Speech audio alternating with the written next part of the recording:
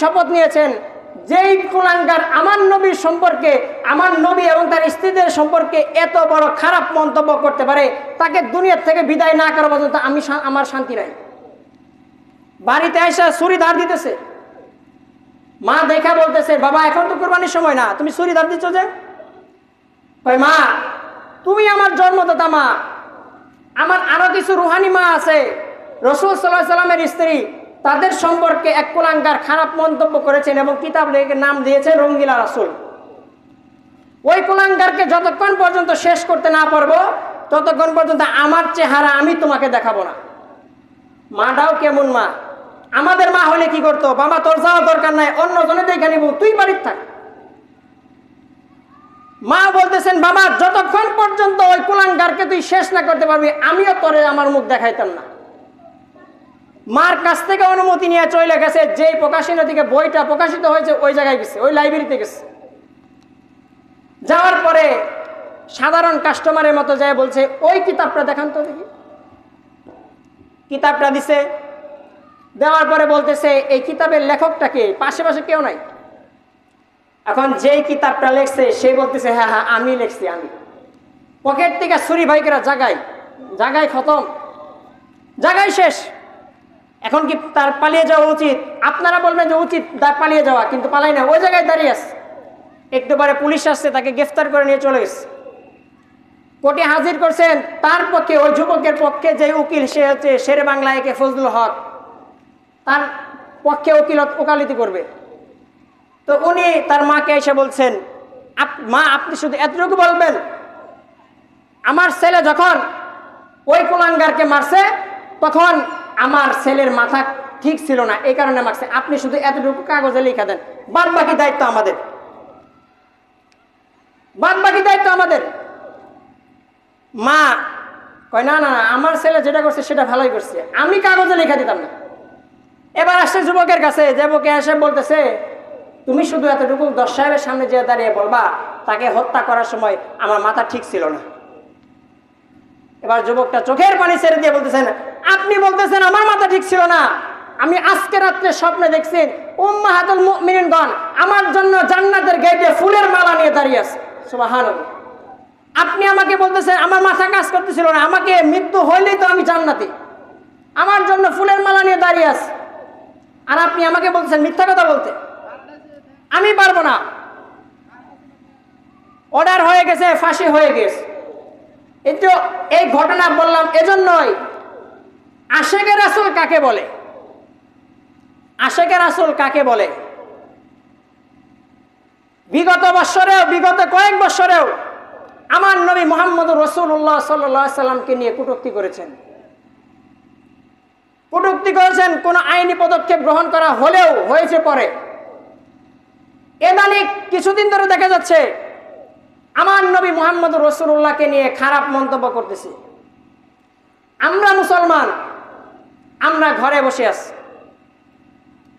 কলিজায় আমাদের লাগা দরকার। এজন্য আল্লাহর রাসূল সাল্লাল্লাহু আলাইহি সাল্লাম হাদিস শরীফে বলেছেন, লা ইউমিনু আহাদুকুম হাত্তা আকুনা হাব্বা ইলাইহি মিন ওয়ালিদিহি ওয়া ওয়ালাদিহি ওয়ান নাসি আজমাইন। যতক্ষণ পর্যন্ত তোমার পিতামাতা, সন্তান সন্তানাদি, বিবি চাইতে আমি রাসূল অধিক প্রিয় না হব, ততক্ষণ পর্যন্ত তুমি মুমিন হতে পারবে না। বুখারী শরীফের এক হাদিসে রাসূল সাল্লাল্লাহু আলাইহি সাল্লাম হযরত ওমর রাদিয়াল্লাহু তাআলা আনহুকে জিজ্ঞাসা করেছে, হে ওমর, তুমি আমাকে কতটুকু ভালোবাসো? এবার ওমর রাদিয়াল্লাহু তাআলা বলতেছেন, আমার ধন সম্পদ চাইতে আমি আপনাকে বেশি ভালোবাসি, আমার পিতামাতা চাইতে আমি আপনাকে বেশি ভালোবাসি, আমার আত্মীয় স্বজন, সন্তান সন্তানের সবার চাইতে বেশি ভালোবাসি, কিন্তু আমার জানের চাইতে না। রাসূল সাল্লাল্লাহু আলাইহি সাল্লাম বলেন, ওমর এখনো পরিপূর্ণ ঈমানদার হতে পারো নাই। একটু পরে ভেবে চিন্তা বলতেছে, ইয়া রাসূলুল্লাহ, আমি আমার জানের চাইতে আমি আপনাকে বেশি ভালোবাসি। তখন রাসূল বলে, এবার পরিপূর্ণ ঈমানদার হতে পারছ। এখন আমাদের দিকে আমরা যখন আঙ্গুল তুলে প্রশ্ন করি যে আমাদের হালত কি রকম, হালত আমাদের কি রকম, আমরা আমাদের জানের চাইতে আমরা রাসূলকে বেশি ভালোবাসি না। যদি ভালোবাসতো তো কোন কুলাঙ্গার আমার নবীর বিরুদ্ধে কথা বলতে পারতো না, আমার নবীকে নিয়ে কটূক্তি করতে পারতো না। আমরা মুসলমান ঘরে চুপ করে বসে আছি, আন্দোলন প্রত্যেক জায়গায় হচ্ছে। আপনার কাছে হয়তো আইনি কোনো পদক্ষেপ নাই, কিন্তু আপনি প্রশাসনকে বলতে পারেন বিগত বছরেও সরকারদেরকে দেখা গেছে যদি কোনো ব্যক্তি বঙ্গবন্ধু শেখ মুজিবুর রহমানকে যদি কোনো ব্যক্তি গালি দিত 24 ঘন্টার ভিতরে তাকে আইনে আওতায় আনা হতো, এমনকি মাটির তল থেকে পর্যন্ত আইনে আওতায় আনা হতো। কিন্তু আমার নবী মুহাম্মদ রাসূলুল্লাহকে অহরহ গালি দিচ্ছে, তার প্রতি কোনো বিচার পদক্ষেপ তারা এখনো গ্রহণ করে নাই। কিন্তু এখন যে বর্তমান সরকার আছে, অন্তর্বর্তীকালীন সরকার আছে, তাকে বলতে চাই আমার নবী মুহাম্মদ রাসূলুল্লাহকে নিয়ে বিন্দু পরিমাণ কটূক্তি করবে তাকে প্রকাশ্যে ফাঁসির কাষ্ঠে ঝুলাইতে হবে। এটা প্রত্যেকের একটা ইমানি দাবি, এটা প্রত্যেক আমাদের ইমানের দাবি। বাতিলটা সব সময় মাথা নিচু করেছে। ওয়াকুল জাল হক ওয়া যাহাকাল বাতিল ইন্নাল বাতিলা কানা যাহুকা। বাতিলরা মাথা নাড়াচাড়া দিয়ে যখনই উঠেছে তখনই তাদের পতন হয়েছে। আপনি নমরুদের দিকে তাকিয়ে দেখেন, নমরুদের করুণ কাহিনী আমরা সকলেই জানি। হযরত ইব্রাহিম আলাইহিস সালামকে শান্তিতে বসবাস করতে দেয়নি, শান্তিতে বসবাস করতে দেবে না, কারণ ইসলাম ধর্ম প্রচার করতে দেবে না। এজন্য মাস ব্যাপী অগ্নিকুণ্ডে আগুন জ্বালাইছেন। এই আগুনের তাপ এতটাই ছিল, উপর দিয়ে যদি কোনো পাখি উড়ে যেত, পাখি পুড়ে ছাই হয়ে যেত। মাস ব্যাপী যখন এই আগুনটা জ্বালাইছে, ইব্রাহিম আলাইহিস সালামকে আগুনে নিক্ষেপ করবে, ক্যারেনে দাঁড় করাইছে, উঠাইয়া আগুনে নিক্ষেপ করবে। এমন সময় জিবরাইল আমিন এসে বলতেছেন আইসি। এবার ইব্রাহিম আলাইহিস সালাম জিজ্ঞাসা করছে আইসো না পাঠাইছে? কয় আসছি, তবে অনুমতি ছাড়া না। আসছি তবে অনুমতি ছাড়া না। কয় আগুন নিয়ন্ত্রণে ফেরেশতারাও আছে, আমারও পাওয়ার কম না। তখন ইব্রাহিম আলাইহিস সালাম জিজ্ঞাসা করে আমার আল্লাহ কি এখন ঘুমায়? কয় না। কয় আল্লাহ কি আমাকে দেখতেছে যে আমাকে আগুনে নিক্ষেপ করবে, আমাকে যে ক্যারেনে উঠাইছে, আমাকে ঘোরাইতেছে, আল্লাহ কি দেখতেছে? কয় হ্যাঁ দেখতেছে। বলে তুমি চলে যাও। আল্লাহ কেমনে তার হাবিবকে বাঁচাবে, আল্লাহ তার খলিলকে কিভাবে আল্লাহ ভালো জানে, তুমি সরে দাও। আল্লাহ রাব্বুল আলামিন জিবরাইল ডাক দেয়, জিবরাইল সর, আমার কেন্দ্রীয় সরকার, তোকেও কাজে লাগাবো না, আগুন নিয়ন্ত্রণ ফেরেশতাকেও কাজে লাগাবো না, আমি আল্লাহ স্বয়ং আগুনকে অর্ডার করব। ইয়া নার কুনি বারদান ওয়া সালামান আলা ইব্রাহিম। আল্লাহ রাব্বুল আলামিন আগুনকে অর্ডার করতেছেন, আগুনকে যে অর্ডার করতেছেন যে সাবধান, আমার ইব্রাহিম তোর ভিতরে আছে, সাবধান, আমার ইব্রাহিম যেন কোনো প্রকার কষ্ট না পায়, শান্তিদায়ক ঠান্ডা। আল্লাহ যে কথা বলছেন এর মধ্যে একটা ব্যাখ্যাও আছে। ব্যাখ্যা হলো আগুনের শিখা যেই পর্যন্ত উঠেছে সাবধান, কমাবি না, হিট যতটুকু আছে কমাবি না, তেজ যতটুকু আছে আর যতটুকু ফাটফুট আওয়াজ হচ্ছে সাবধান, কমাবি না, সব ঠিক রাখা, শান্তিদায়ক ঠান্ডা। নমরুদ দেখতেছে ইব্রাহিম আলাইহিস সালাম আগুনের ভিতরে দিব্যি পায়ের উপরে পাও তোলা বসে রয়েছে, পায়ের উপরে পাও তোলা বসে রয়েছে। এবার লাকড়ি দিতেছে ঠিক, এবার আগুনের দিক দিয়ে তাকাইয়া কয় কিরে পাওয়ার কি কমে গেছে, পাওয়ার কি কমে গেছে? ইব্রাহিম থেকে দিব্যি আগুনে শান্তিতে বসবাস করতেছে। তখন আল্লাহ রাব্বুল আলামিন আগুনের জবান খুলে দিচ্ছেন। আগুন ডাক দিয়ে কয় রেঞ্জের বাইরে কেন, ভেতরে আহস না, ভিতরে আইসা দেখ পাওয়ার কতটুকু আছে। যখন ইব্রাহিম আলাইহিস সালামকে আগুনে নিক্ষেপ করা যখন পারল না, তখন নমরুদ ডাক দিয়ে কয় ইব্রাহিম তোমার সাথে আর যুদ্ধ না, এবার যুদ্ধ হবে তোমার আল্লাহর সাথে। এখন আল্লাহর সাথে যুদ্ধ করবে। ইব্রাহিম আলাইহিস সালাম কয় আলহামদুলিল্লাহ। আলহামদুলিল্লাহ কাউকে লেগা কয় আমার সাথে তার যুদ্ধ করবে না, যুদ্ধ করবে আমার আল্লাহর সাথে। তাহলে আমি তো বাঁচলাম, আমি তো বাঁচলাম। কয় তোমার আল্লাহর টেলিফোন নাম্বার তো আমার কাছে নাই, তো তারিখ কোন জায়গায় যুদ্ধ হবে সব টাইমটাই ঠিক করে দাও। কয় না আপনি বলেন, আমার আল্লাহর জন্য সব দিনই ঠিক। কয় তাহলে এপ্রিল মাসের 5 তারিখ যুদ্ধটা হবে যমুনা নদীর পাড়ে সকাল 10টায়। মাসব্যাপী যুদ্ধের আয়োজন করতেছে। যুদ্ধের আয়োজন করা যেই দিন যুদ্ধ হবে তার কয়েক ঘন্টা আগে, শুরু হওয়ার কয়েক ঘন্টা আগে ইব্রাহিম আলাইহিস সালাম গেছে তামসা দেখতে, যে দেখি কি করতেছে, আল্লাহর বাহিনীর সাথে যুদ্ধ করবে।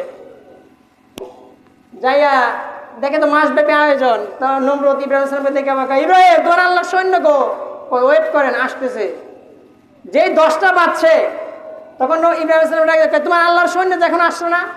আকাশে তাকে দেখে জাকের জাক মশা, মশার কমান্ডার হচ্ছে স্বয়ং আল্লাহ। 10টা যে বাচ্চা আল্লাহ কইছে বম্বিং শুরু কর, যেই কামড় শুরু করছে সব কিন্তু শুয়ে পড়ছে। 1000 কয় ওরে মারে ওরে বাবারে কয়ে যে মাটিতে যখন শুয়ে পড়তেছে তখন নমরুদ দেখে কয় খাইছে রে, আমারে নিয়ে আবার ধরে, আমারে আবার ধরে নাকি এই কয়ে দিছে তোর। তাদের মধ্যে একটা মহাশা ছিল ল্যাংরা, তারে যুদ্ধে নিছে না। তখন সে আল্লাহ ডাক দেখে, আল্লাহ কয় কে তুই এনে কি করস, তোরে যুদ্ধে নেয় নাই? কয় আল্লাহ আমি পাও ল্যাংরা দেখে আমার যুদ্ধে নিছে না। কয় কি কস কি চাস? এখন দেখি আমার সামনে দিয়ে বড়টা যায়, যদি অনুমতি দিতেন তাহলে ধরতাম। যা অনুমতি দিয়ে দিলাম। পজিশন মতো যাইয়া বৈশা রয়েছে, যেই দৌড় দিচ্ছে নাকের ভিতর দিয়ে ঢুকছে, নাকের ভিতর দেওয়া যুদ্ধ শেষ। সিংহাসনে বৈশা রয়েছে, একটু পর কামড় দেয় আর মাথা ওটা ইস, যে ইস কয় তার মন্ত্রী পরিষদের সবাই বলে কয় স্যার কি হয়েছে? কয় কইস না মাথার ভিতরে কি যেন কামড়ায়। কয় স্যার থাপড় দিলে কি ভালো লাগে? কয় হ্যাঁ থাপড় দিলে একটু ভালো লাগে। কয় তাহলে আপনি কষ্ট করে থাপড় দেবেন কে? একটা কর্মচারী রাখি, মাস গেলে 10,000 টাকা বেতন দিবেন, আপনার যেই কাম হতো আপনার মাথা খালি থাপড়াইব। কয়টা ঠিক আছে তারা রাখ, রাখছে। এখন কর্মচারী এসে বলে এই আল্লাহ স্যারের মাথায় কিভাবে থাপড় দেয়, একটা কিছু দেন যে বাড়ি দিতাম। কয় বেটা বাড়ি দিলে মরে যান কেন? তাহলে স্যার আপনি কোন কি দিয়ে বানাবো? কয় তুলা দিয়া বানা। তুলার জিনিস দিয়ে বাড়ি দেয়, কিছুদিন পরে বাড়ি দেওয়ার পর আর ভালো লাগে না, ব্যথার ভালো লাগে না। স্যার কয় কি বাড়ি দেয়, কাজ হয় না তো? কয় স্যার তুলার জিনিস দিয়ে বাড়ি কতটুকু লাগবে, একটা শক্ত কিছু দিয়ে বানান। কয় চামড়া দিয়ে বানা। এই নমরুদের যুগে মশাও আসছে, জুতার ব্যবহারও আসছে। যেই কামড় দেয় জুতা দিয়ে দেয় বাড়ি। সিংহাসে বৈশা দেখেন জুতার বাড়ি খাই কিনা, কোন জায়গায় যে ক্ষমতা দেখায় যে জুতার বাড়ি খায় সিংহাসনে। কিছুদিন যাওয়ার পরে নমরুদের ব্যবহার কর্মচারীর সাথে ভালো করে না, আর কর্মচারী মেজাজ গরম হয়ে যায়। এজন্য একদিন কামড় দিছে, একটা বড় একটা কিছু শক্ত কিছু নিয়ে মাথা পাশে এমন বাড়ি দিছে, মাথা দুই ভাগে পড়ে গেছে সিংহাসন থেকে। ভিতরে যে মশা ছিল আসসালাম আলাইকুম, মশা উড়াল দিয়ে চলে গেছে। বাতেল মাথা নাড়া দিয়ে উঠেছিল, আল্লাহ রাব্বুল আলামিন ল্যাংরা মশা দ্বারা দুনিয়া থেকে বিদায় করে দিয়েছিল। এমনকি এটা থেকে আমাদের শিক্ষা গ্রহণ করা দরকার। নমরুদকে আল্লাহ রাব্বুল আলামিন সিংহাসনে বসাইয়া জুতার বাড়ি খাওয়াইছে।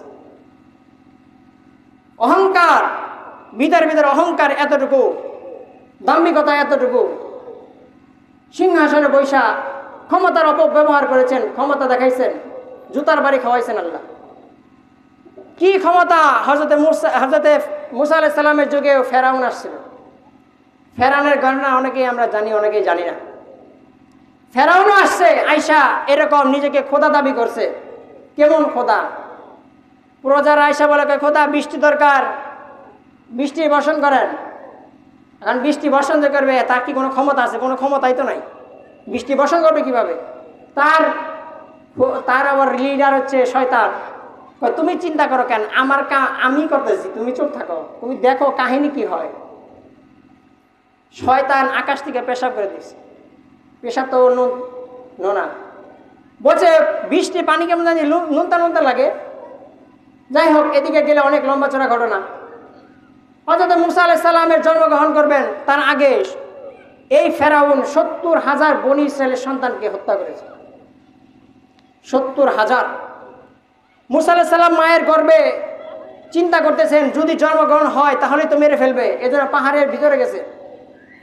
পাহাড়ের ভিতরে যাওয়ার পরে ওই জায়গায় জন্মগ্রহণ করছেন। বলে এখানে তো বেশি দিন রাখা যাবে না, কারণ বাচ্চা মানুষ চিল্লাবে, বাচ্চা মানুষ চিৎকার করবে, তখন যদি প্রজারা জেনে যায় তখন তো তাকে মেরে ফেলবে। তখন আল্লাহ রাব্বুল আলামিন হযরত মুসা আলাইহিস সালামের আম্মাকে অর্ডার করলেন যে তুমি একটা বাক্স বানাও, এই বাক্সতে তাকে নদীতে ভাসিয়ে দেবে। কথা মতো বাক্স বানাইছে, নদীতে ভাসিয়ে। মায়ের মন তো সন্তানের জন্য কাঁদে। তার বোন ছিল ফাতেমা, তাকে বলতেছেন দেখবি এই বাক্সটা কোন দিক দিয়ে যায়, দেখবি আবার ফেরাউনের ওই দিকে যায় কিনা, গেলে তো সন্তানটাকে মেরে ফেলবে। বাক্স যাচ্ছে পিছে পিছে, বোনও যাচ্ছে। যাওয়ার পর একটা নদী থেকে খাল, ফেরাউনের রাজপ্রাসাদের দিকে খাল কাটছে, মানে তার মেহমানরা আসবে, তার ঘাটে এসে নেমে তার রাজপ্রাসাদে যায় মেহমানখানায় বিশ্রাম করবে, এই জন্য একটা খাল কাটছে। খাল কাটার পর এখন দেখে বাক্সটা ওই দিকেই যায়। এখন বোন চিন্তা করতেছে যার কারণে বাক্সটা ভাসায় দিলাম, যার কারণে সব ভাইটারে পানিতে ভাসা দিলাম, এখন বাক্স দেখি ফেরাউনের বাড়ির দিকে যাচ্ছে। এখন সে আর কিছু কয় না, যায় পিছিয়ে পিছিয়ে যাইতেছে। সেদুল ভাই এই লাইটটা টপ করে দেবেন, এটা চোখে বিন্দু বাক্স দেখেন ওইদিকে যায়।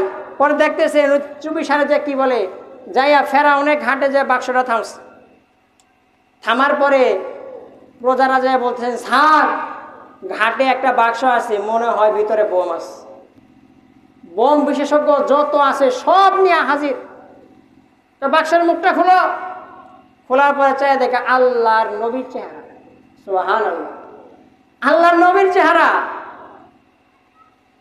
তখন থেকে এইটা নিয়ে কোনো বনি ইসরাইলের সন্তান হবো যে আমার ভয় তাকে নদীতে ভাসায় দিছেন, ওটার আর বাহির করার দরকার নাই। জায়গায় আছে, জায়গায় খতম, জায়গায় শেষ করে দাও, জায়গায় হত্যা করে দাও। এখন ফেরাউনের বউ আসিয়া, ফেরাউনের মাথাটা ঘাটটা একটু সরাইয়া বলতেছে, এত সুন্দর বাচ্চাটা। ফেরাউনেতে তাকে এজন্যই তো তোমার এমনি আট করা, এজন্য তোমার সন্তান আদি হয় না। এত সুন্দর বাচ্চা যেহেতু বাড়ির সামনে আইসাই গেছে, এটার হত্যা করার দরকার নাই, এটা লালন পালন করো, ভবিষ্যতে তোমার রাজ সিংহাসনে বসবে, তোমার সিংহাসন দেখবে কেরা, এটাকে লালন পালন করো, এটাকে লালন পালন করো, ভবিষ্যতে বড় হয়ে তোমার রাজপ্রাসাদে বসবে। ফেরাউন বোঝেন নাই, প্রধানমন্ত্রী বইলা ফেলাইছে, এখন কিছু তো আর করার নাই। বাড়িওয়ালি যখন বইলা ফেলাইছে, এখন আর না করার সুযোগ নাই, কয়েকটা পালো।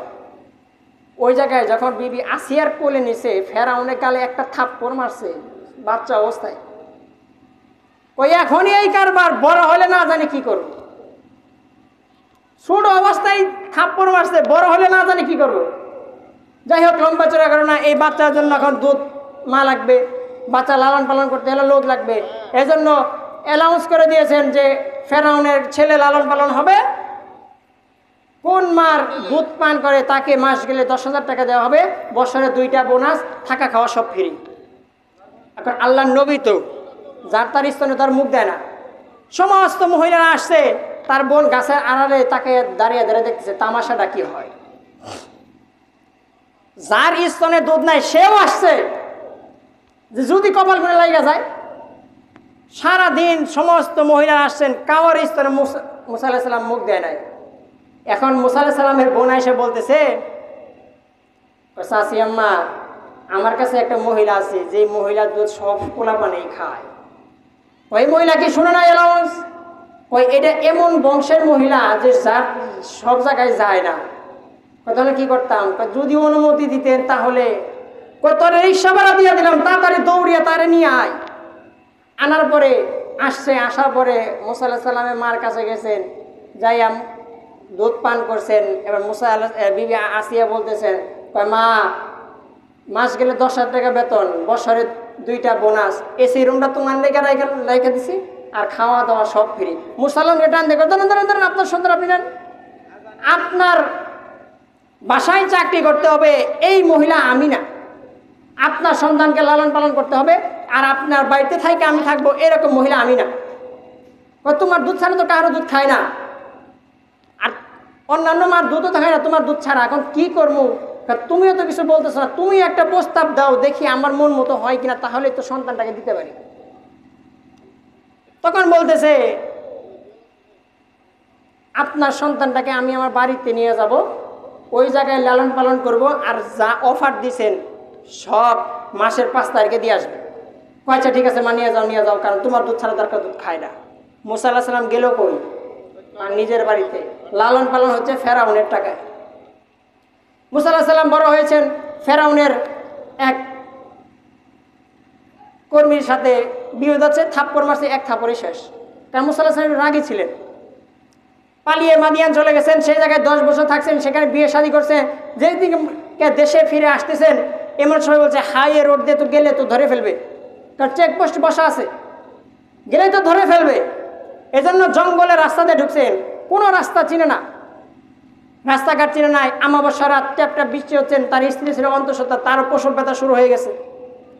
যাচ্ছেন, এক জায়গায় দেখেন যে আলো, যাই দেখ আলোর কাছে যায়, দেখে আলো এক গাছের উপর আগুন ধরতেছে। আগুন যেই আনতে যায়, আগুন গাছ সব পিছায়। এটা দেখে মুসা আলাইহিস সালাম উল্টা দিছে দৌড়, দৌড় দিয়ে আগুনে জমান খুলে গেছে। আল্লাহ রাব্বুল আলামিন ডাক দেখে, আমি তোমার রব, যে গায়ে আসছো এটা হলো পবিত্র একটা স্থান, জুতাটা খুলে সে গায়ে আসো। আগুন নিয়ে আসছেন ফেরাউনকে দাওয়াত দিতে গেছেন, হাতে একটা লাঠি, শ্বশুর বাড়ির ওয়ারিশ, শ্বশুর দিয়েছিল জান্নাতি একটি লাঠি। ফেরাউনকে যখন দাওয়াত দিতে গেছে, ফেরাউন তো দাওয়াত মানে না, শুনছে মুসা আলাইহিস সালাম নাকি লাঠি সাপ হয়ে যায়, এরকম শুনছে। শোনার পরে ফেরাউনও 70,000 জাদুকর রেডি করছে যে মুসা আলাইহিস সালামের সাথে লড়াই করবে। 70,000 এর হাতে, জাদুকর হাতে একটা করে রশি। যেই দরবারে আসছেন সব জাদুকর দড়ি ছেড়ে দিয়েছেন, 70,000 সাপ। মুসা আলাইহিস সালাম বলতেছেন, আল্লাহ চিন্তা কর না, হাতে লাঠি আছে, ছাইরা দেও না। ছাইরা যখন দিছে, এত বড় সাপ হয়েছে যে সাপটা হা করছে। 70,000 লাঠি যে সাপ হয়েছিল সব এক ধাক্কায় মুসা আলাইহিস সালামের সাপ খায় ফেলছে। মুসা আলাইহিস সালাম লেজ ধরে যখন টান দিছে, টান দেওয়ার সাথে সাথে লাঠি হয়ে গেছে। এবার জাদুকররা বলতেছেন, এটা আবার কেমন জাদু? ফেরাউন কয়, দেখছো নি জাদু? জাদুকররা বলছে, এটা জাদু না, যদি জাদু হতো তাহলে আমাদের রশি কোথায়? আমাদের রশি তো নাই। ওই জায়গায় 70,000 সবাই মুসলমান হয়ে গেছে। সাপটা যখন ফনা ধরে ফেরাউনের সিংহাসনের দিকে যাচ্ছে, ফেরাউন কয়, এবার আমারে নিয়ে ধরে, এখন আমারে নিয়ে আবার ধরে। যেই ধরে গেছে, ফেরাউন উল্টা দিছে দৌড়। ফেরাউনের জিন্দিগিতে পাতলা পায়খানা হয় নাই, ওই সাপের ধাওয়া খাইয়া পাতলা পায়খানা হয়েছিল একাধারে 40 দিন। লম্বা চড়া ইতিহাস। মুসা আলাইহিস সালামকে হত্যা করে ফেলবে। তার মন্ত্রী পরিষদের সবার সাথে সাক্ষাৎ করেছেন যে এভাবে মুসাকে আর দিন প্রচার করতে দেওয়া যাবে না, মুসা আলাইহিস সালামকে শেষ করতে হবে। এবার মন্ত্রী পরিষদে একটা পরামর্শ দিয়ে, স্যার তাকে শেষ না করা পর্যন্ত আপনার খোদারি আর টিকবে না। কি করা যায়? রাতের আধারে তাকে হত্যা করতে হবে। ধাওয়া করছে মুসা আলাইহিস সালামকে হত্যা করার জন্য, ধাওয়া করেছেন। সামনে বসে নদী। এবার বনি ইসরায়েল জাত, তোদের কিন্তু ঘাড় একটু তার সিরা ছিল, মানে ঘাড়ের রক একটু বাঁকা, একটু বেশি কথা বলতো। তারা বলতেছে, মুসা সামনে তো নদী, পিছে ফেরাউন, কি করবো? যদি যুদ্ধ করার লাগে তুমি আর তোমার আল্লাহ যুদ্ধ করো, আমরা এর মধ্যে নাই।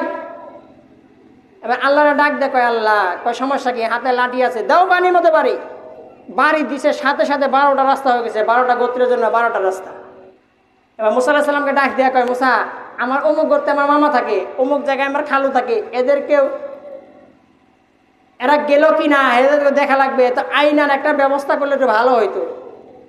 আল্লাহ বলে, এটা নাকি আমার ক্ষমতার কি বাইরে নাকি? সাথে সাথে হয়ে গেছে। তারা দিব্যি নদী পার হয়ে গেছেন। এবার ফেরাউন আসছে, আয়সা বলতেছে, কয় দেখছো নি আমি কি খোদা দাবি করি? আমি কি এমনি খোদা দাবি করি? আমি আসবো দেখে রাস্তা তৈরি হয়ে আছে। আসলে কি এর জন্য রাস্তা তৈরি হয়ে আছে? এর জন্য না।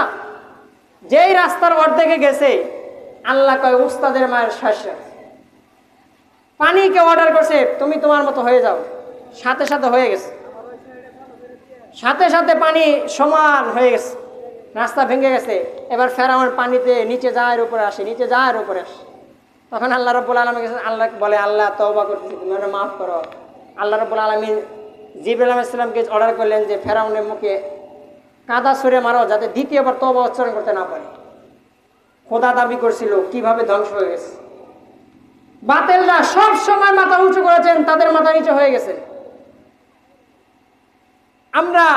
আমাদের নবী মুহাম্মদ রাসূলুল্লাহ দুনিয়াতে আসার পর তার চাচা আবু জাহেল মূর্খদের নেতা। ভাই এটা একটু খুইলা দেখ, লাইটটা খুলে দেখ, চোখে লাগে, মাথা ব্যথা করতেছে লাইটের কারণে। মূর্খদের নেতা মুহাম্মদুর রাসূলুল্লাহকে দিন প্রচার করতে দেবে না। ইসলাম ধর্ম যে প্রচার করবে, এই প্রচার তার পছন্দ না, কারণ নিজের নেতৃত্ব তো চলে যাবে। এজন্য মুহাম্মদ রাসূলুল্লাহকে 13টা বছর নির্যাতন করেছে, দিন প্রচার করতে দেয় নাই। এজন্য রাসূল সাল্লাল্লাহু আলাইহি সাল্লাম বাধ্য হয়ে আল্লাহ রাব্বুল আলামিনের আদেশে মক্কা থেকে মদিনায় চলে গেছেন, হিজরত করে গেছেন। মদিনায় যেও শান্তি নাই, মদিনায় শান্তিতে থাকতে দেয় না। এজন্য তখন যুদ্ধের ডাক দিয়েছেন, বদরের যুদ্ধ যেটাকে আমরা বলি। আবু জাহেল রাসূল সাল্লাল্লাহু আলাইহি সাল্লাম বলেছেন খেলা হবে, রাসূল আবার পাল্টা ডাক দিয়েছেন, খেলা হবে। যেই বলছে যুদ্ধ হবে, খেলা হবে, আতর নুলা যা আছে সব আসছে। সব আসার পরে ওই জায়গায় দুইটা বাচ্চাও ছিল, 8 বৎসর আর একটা 10 বৎসর, একটার নাম মাস আর একটার নাম মুআবিস। তারা আসছেন, তাদের বাবা দুনিয়াতে বেঁচে নাই, মা ঘরে কান্না করতেছে, মা ঘরে কান্না করতেছে। এখন মাকে যা বলে, মা তুমি কান্না করো কেন? তখন বলতেছেন আল্লাহর রসুল যুদ্ধের ডাক দিয়েছেন, যদি তোর বাবা জীবিত থাকতো তাহলে যুদ্ধে পাঠাতাম, এবং যদি শহীদ হতো তাহলে গাজীর স্ত্রী হিসেবে কিংবা শহীদের স্ত্রী হিসেবে হাসরের ময়দানে উঠতে পারতাম, কিন্তু তোর বাবা জীবিত নাই, এই জন্য আমি কান্না করতেছি। বড় ছেলে মায়ের চোখের পানি মুছে দিয়ে বলছেন, মা শহীদের স্ত্রী হিসেবে হাসরের ময়দানে না উঠতে পারো, শহীদের মা হিসেবে তুমি হাসরের মাঠে উঠবা। মা অনুমতি দাও। যেই আবু জাহেল আল্লাহর নবীকে কষ্ট দিয়েছেন, তাকে শেষ করা না পর্যন্ত আমাদের শান্তি নাই, নিয়ত করে আসছি বাড়ির থেকেই। তারাও সিরিয়ালে নিয়ে গেছেন। এখন যুদ্ধ করতে গেলে তো আতর নোলা এদেরকে নেওয়া যাবে না, ভালো দেখা তো নিতে হবে। রাসূল সাল্লাল্লাহু আলাইহি ওয়াসাল্লাম লাইনে দাঁড় করিয়েছেন। লাইনে দাঁড় করানোর পর দেখতেছেন, বাছাই করতেছেন কাদেরকে নেওয়া যায়। যাইয়া দেখে 10 বছরের ছেলে। রাসূল ডাক দেয়া বলে, তোমার বাবা তো দুনিয়াতে জীবিত নাই, শুনেছি তোমার মা অসুস্থ, যাও মার সেবা করবা, যুদ্ধের মর্যাদা পেয়ে যাবা। তখন বড় ভাই ডাক দেওয়া, ইয়া রাসূলুল্লাহ আমি মার কাছ থেকে অনুমতি নিয়ে আসছি, আপনি অনুমতি দেন, আপনি অনুমতি দেন, আমরা নিয়ত করে আসছি। দেখতেও একটু বড় সড়ো স্বাস্থ্যবান আছে, এই জন্য রাসূল সাল্লাল্লাহু আলাইহি ওয়াসাল্লাম অনুমতি দিয়ে দিয়েছেন। একটু দূর যাওয়ার পর দেখেন তারই 8 বছরের ভাই, তারই 8 বছরের ভাই লাইনে দাঁড়িয়েছেন, আঙ্গুলের এইভাবে আঙ্গুলের ভর দিয়ে দাঁড়িয়েছে। বলেন বাবা তোমাকে তো নেওয়া যাবে না। হুজুর আমার বড় ভাইকে নিয়েছেন, আপনি আমাকে অনুমতি দেন, আমরা 2 ভাই মার কাছ থেকে অনুমতি নিয়ে আসছি। বলে তোমার দেখতে তোমার ভাই 2 বছরের বড়, তোমার থেকে একটু স্বাস্থ্যবান, শক্তিও বেশি। তখন ছোট ছেলে বলে, রাসূল সাল্লাল্লাহু আলাইহি ওয়াসাল্লামকে বলেন, আপনি শক্তির দিকে দেখতেছেন, আপনি আমার ভাইয়ের মাঝে কুস্তি লড়তে দেন, যদি আমি জিত তাহলে আমাকে নেবেন, আর যদি না জিতি তাহলে আমাকে নেবেন না। চতুর্দিকে সাহাবী দাঁড়িয়ে আছে, মাঝখানে 2 ভাই। এক ভাই আরেক ভাইকে চোখের ইশারায় বলতেছেন, ভাই এই জায়গায় আমি তোমাকে ধাক্কা দিয়ে ফেলে দেবো, তুমি উপরে যাবে, আমি তোমার উপরে যা বসবো, তুমি নড়াচড়া করবা না, হয়তো তুমি এখানে লজ্জায় পাবা, কিন্তু হাসরের মাঠে তার লজ্জা পাবা না। কথা মতো হয়ে গেছে। ছোট ভাই বড় ভাইকে ধাক্কা দিয়ে ফেলে দিয়েছেন, বড় ভাই নিচে পড়ে গেছেন। ছোট ভাই যা বড় ভাই পিঠে বসেন, এবার লাভ দিয়ে দাঁড়াবো, ইয়া রাসূলুল্লাহ এখন নেবেন কিনা? কয় তুমিও যাও। তুমুল বেগে যুদ্ধ চলতেছে। আল্লাহ রাসূল সাল্লাল্লাহু আলাইহি সাল্লাম জমিনে সেজদায় পড়ে গেছেন। সেজদায় পড়ে যে বলতেছে, ইয়ার আল্লাহ, হে আল্লাহ 13 বছরের জিন্দেগি 313 জন, যদি এই 313 জন শেষ হয়ে যায়, আগামী দিনে আপনার ইসলাম ধর্ম প্রচার করার নাম নেওয়ার কোনো ব্যক্তি থাকবে না। এ সময় জিবরাইল এসে বলে, রাগ দিয়ে বলে, ইয়া রাসূলুল্লাহ আসছে, সাথে আছে 3000 সাওয়ালি বাজারে রেখে আসে, আরো 2000, চিন্তা করেন না।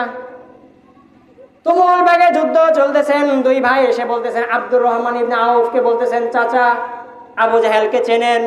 কয় আবু জাহেলকে দিয়ে তোমরা কি করবা?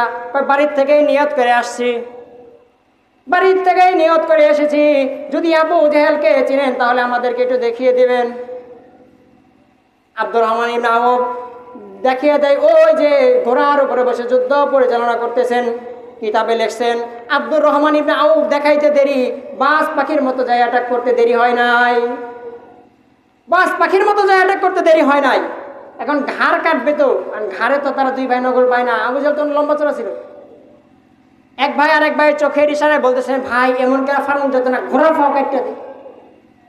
যেই ঘোড়ার পাও কাটতে দিছে, আবু জাহেল নিচে পড়ে গেছেন। আব্দুর রহমান ইবনে আউফ দেখছে যে আবু জাহেল তো ধরাশা হয়ে গেছে, এবার তার পিঠের উপর যা বসছে, বৈশা যা বলতেছে, এখন তোমাকে কে বাঁচাবে? তখন আবু জাহেল বলতেছে, কপাল আমার যে আমার বাদীর সন্তানের কাছে আমার মৃত্যু লেখা ছিল, তবে তুমি তো আমাকে মেরে ফেলবা, তুমি তো আমাকে মেরে ফেলবা। তবে এতটুকু বলি, তুমি আমার গর্দানটা একটু উঁচা করে কাটো, যাতে মানুষ বুঝতে যেটা আবু জাহেলের গলা। দেখেন মরণের সময় তার অহংকার দূর হয় না, মরণের সময় তার নেতাগিরি শেষ হয় না। যুদ্ধ শেষ, দুই ভাই এসে ধাক্কাধাক্কি করতেছে, ওকে আমি মারছি, ওকে না আমি মারছি, কই তুই মারস নাই আমি মারছি, ওকে আমি মারি তুই মারছ। এরকম ভাবে যখন করতেছেন তখন রাসূল সাল্লাল্লাহু আলাইহি ওয়াসাল্লাম তাদেরকে ডাক দিচ্ছেন। ডাক দিয়া বলতেছে, তোমরা ঝগড়া কেন? কয় ইয়া রাসূলুল্লাহ আমি আবু জাহলকে মারছি, ওকে না আমি মারছি। কয় তোমরা যে ছুরি দিয়ে মারছো ওই ছুরি কি তোমরা পানিতে ধুয়ে ফেলেছো?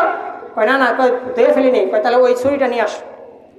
ছুরি আইনা দেখা রাসূল সাল্লাল্লাহু আলাইহি ওয়াসাল্লাম ছুরিতে তো রক্ত লাগাইছিল, রক্ত দেখে বলে তোমরা দুইজনে আবু জাহলকে দুনিয়ার থেকে বিদায় করেছো। যুদ্ধ শেষ, জিবরাইল আমিন আয়েশা রাসূল সাল্লাল্লাহু আলাইহি ওয়াসাল্লামকে ডাক দিয়েছেন। ডাক দিয়া কয়, এখন রাসূল সাল্লাল্লাহু আলাইহি ওয়াসাল্লাম কয় ভাই জিবরাইল, যুদ্ধের পোশাক দেখি। এক সাহাবী এসে বলতেছে, ইয়া রাসূলুল্লাহ মানুষ দেখি না কিন্তু যুদ্ধের কথা তো শোনা যায়। কয় কি শোনো? কয় আকবিল আকবিল, সামনে বাড়ো সামনে বাড়ো। কয় মানুষ দেখি না কিন্তু আওয়াজ তো ঠিকই শুনি। রাসূল সাল্লাল্লাহু আলাইহি ওয়াসাল্লাম ডাক দেবে, কয় ওটা জিবরাইল আলাইহিস সালাম ফেরেশতাদেরকে কমান্ড দিচ্ছে। জিবরাইল আমিন আয়েশা রাসূল সাল্লাল্লাহু আলাইহি ওয়াসাল্লাম সামনে খাড়াইছে, তখন বলে আপনার গায়ে যুদ্ধের পোশাক আপনি এখনো খোলেন নাই, যুদ্ধ তো শেষ। কয় আপনার আবু বকরের দিকে তাকিয়ে দেখেন, আবু বকর খুলে নাই আমিও খুলি নাই, আবু বকর খুলবো আমিও যুদ্ধের পোশাক খুলে ফেলব। আবু জেহেলও বাতিল পক্ষ ছিল, মাথা নাড়া দিয়ে উঠেছিল, দুনিয়া থেকে আল্লাহ কিভাবে শেষ করেছে। দুনিয়াতে দুইজন ছোট ছোট নাবালক বাচ্চা দিয়ে আবু জেহেলকে দুনিয়ার থেকে শেষ করেছে। বর্তমান কিছু বাতিল ফেরকা আছে যারা এখনো মাথা নাড়া দিয়ে উঠতে চায়, যারা মাথা নাড়া দিয়ে উঠতে চায় তাদেরকে আল্লাহ রাব্বুল আলামিন কিভাবে দুনিয়া থেকে বিদায় করবেন। পূর্বের যেই ঘটনা তিনটা বললাম এগুলোর দিকে যদি তাকান, এতদূর যাইতে হবে না, আবু জেহেলের দিকে তাকান, দুইজন নাবালক বাচ্চা দ্বারা দুনিয়ার থেকে বিদায় করেছেন। যারা বাতিল ফেরকা আছে তাদেরকেও এরকম ভাবে আল্লাহ রাব্বুল আলামিন দুনিয়ার থেকে বিদায় করবেন। আজকে বর্তমান সময়ে আপনাদেরকে বলেছিলাম আশিকে রাসূল কাকে বলে। আশিকে রাসূল কাকে বলে? শুধু রবিউল আউয়াল মাস আসলে আশিকে রাসূল বলা যায় না। শুধু রবিউল আউয়াল মাস আসলে আমি আশিকে রাসূল তা না। আপনাকে 12টা মাস আশিকে রাসূলের দেখাইতে হবে আমি একজন আশিকে রাসূল। আমার নবীকে আপনি যে কোনো আলেমকে যা জিজ্ঞেস করবেন যে আবু জেহেল আমার নবীকে কি বলে গালি দিছে, আমার নবীকে আবু জেহেল পাগল বলছেন, জাদুকর বলছেন। কিন্তু আফসোস লাগে বাংলাদেশে এমনও ব্যক্তি আছে যারা আমার নবীর সম্পর্কে বলেন, আমার নবীকে বহু বিবাহিতা বলেন, সুন্দরী পাগল বলেন, এই বলে আমার নবীকে গালি দেয়। যারা এই সমস্ত কথা বলে গালি দিয়েছেন তাদের